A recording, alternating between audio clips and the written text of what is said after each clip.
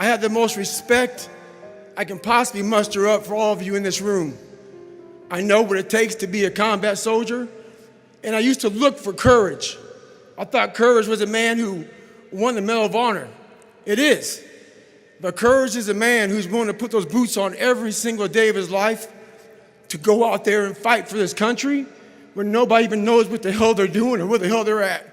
Retired Chief Petty Officer Dave Goggins is well known for his physical and mental toughness and for his practically inhuman level of determination.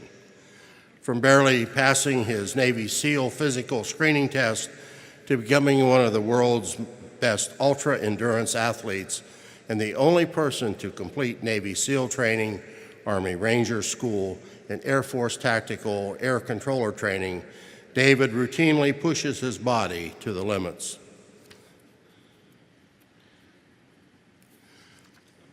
In 2005, a chopper carrying 8 SEALs and 8 Army Special Operations aviators were shot down, many Navy men who David had personally trained with. Touched by their loss, David was determined to find a way to help. Running 135 miles in just under 26 hours, taking first place in the Infra Trust 88K in only 12 hours, and holding the Guinness World Record for over 4,000 pull-ups in 24 hours, all to raise awareness and support for severely wounded warriors and their families.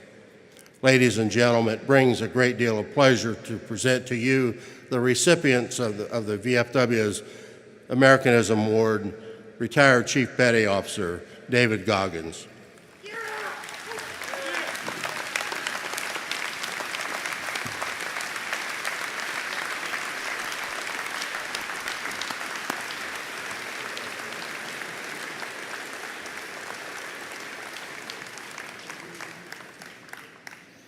Americanism Award and Citation awarded to Chief Petty Officer David Goggins, United States Navy, retired, in heartfelt recognition and sincere appreciation of his fervent love of country and his tireless dedication and commitment to supporting America's veterans and their families.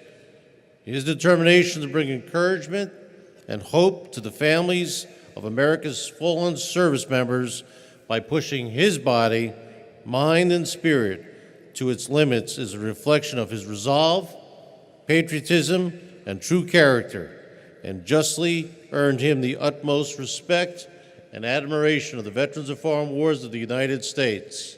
In witness whereof we have hereunto set our hands, and the official seal of the Veterans of Foreign Wars of the United States, this 23rd day of July, 2018, approved by the National Council of Administration, signed by Keith E. Harmon, Commander-in-Chief, tested Brian Duffy, Adjutant General.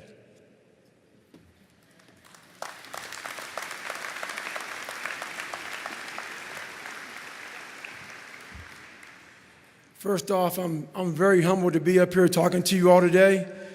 For a living, I'm a motivational speaker, and I speak to thousands of professional athletes, from the biggest names to the smallest names. And when I saw Doc walk in here with the Congressional Medal of Honor, this is the first time in my life I got nervous to speak in front of a crowd. That's how much I respect this man up here. I was reading about this man back in the day, so I'd like to thank the VFW very much for giving me this award. It means more to me than anything I've ever received in my entire life. I'd like to thank my grandfather, Sergeant Jack Gardner, who is now deceased. This would be the happiest day of his entire life. I'd like to thank my mom up here, who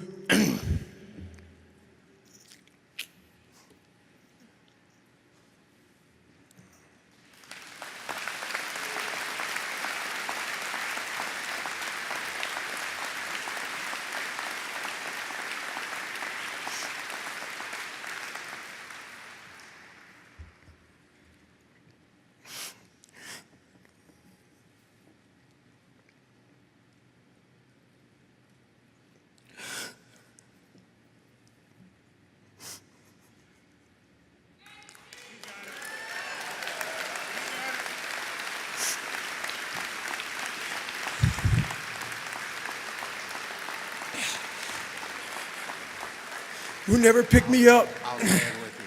who never picked me up when I fell. She taught me how to get up when I was knocked down. I thank my uncle for always being there for me.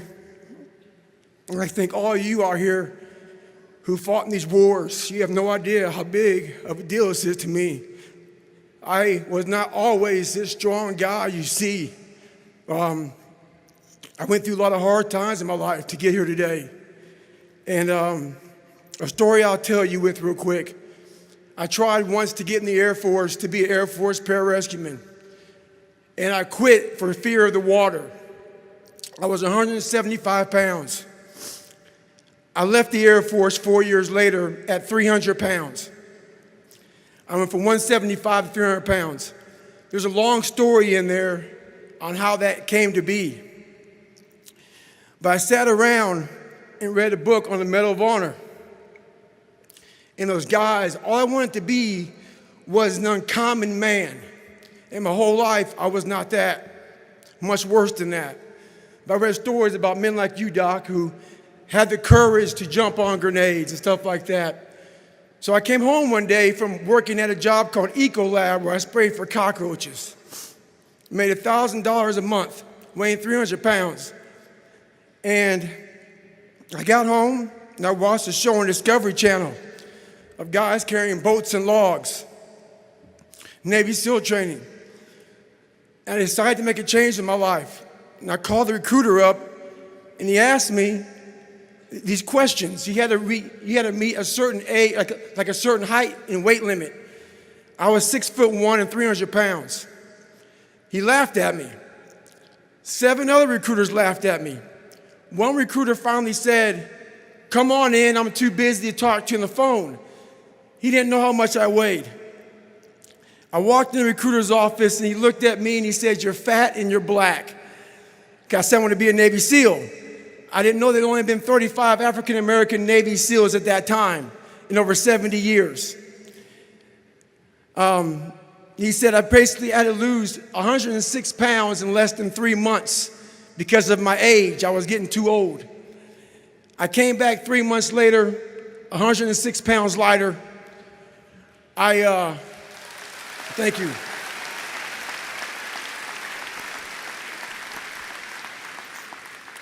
And literally, I spent 18 months going through BUDS, which is a 6-month program. Went through 3 hell weeks. That is where I met Marcus Luttrell, Danny Dietz, Michael Murphy, another Medal of Honor winner. I went through hell week with all these guys, real heroes. I am not a hero. I served with real heroes. And from there, I went on to raise over $2 million for Special Operations Warrior Foundation. But I'm going to end you with this right here.